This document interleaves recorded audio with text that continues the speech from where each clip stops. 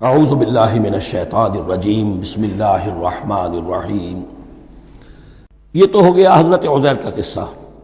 اب اسی طرح کا ایک معاملہ حضرت ابراہیم کا مشاہدہ ہے۔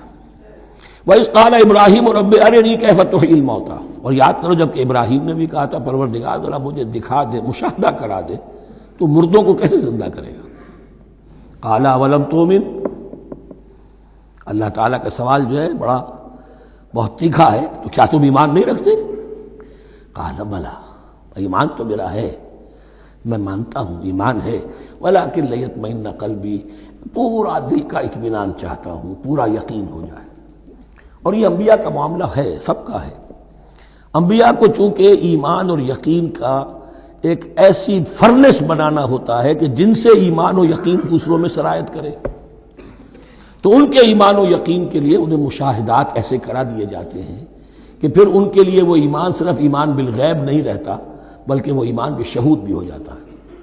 کذالک نری ابراہیم ملکوت السماوات والارض، اسی طرح ہم نے دکھائے ابراہیم کو آسمان اور زمین کے ملکوت، جو بھی ہماری حکومت ہے، جو وہ مخفی حکومت ہے، جو کاسمک ایک اسٹیٹ ہے، اس کی گورنمنٹ ہے، اس کے تمام اہلکار ہیں، فرشتے ہیں، ہم نے مشاہدہ کرایا ابراہیم کو۔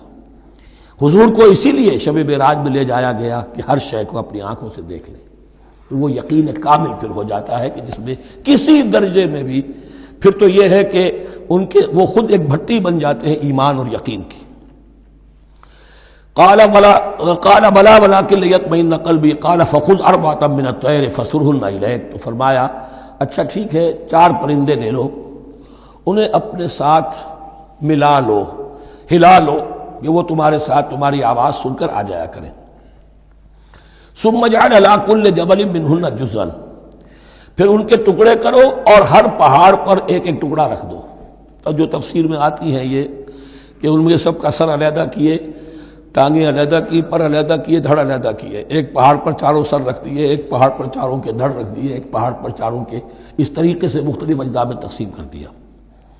قال فخذ اربعۃ من الطیر فصرهن الیک ثم اجعل علی کل جبل منہن جزءا، پھر ہر پہاڑ پر ان میں سے ایک ایک حصہ رکھ دو۔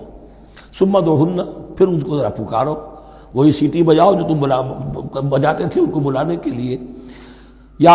ثم ادعوہن یاتینک سعیا، وہ دوڑتے ہوئے آ جائیں گے۔ وَاعْلَمْ أَنَّ اللَّهَ عَزِیزٌ حَکِیمٌ، اور جان لو اس بات کو یقین کے ساتھ کہ اللہ تعالیٰ زبردست ہے، کمال حکمت والا۔ صدق اللہ العظیم۔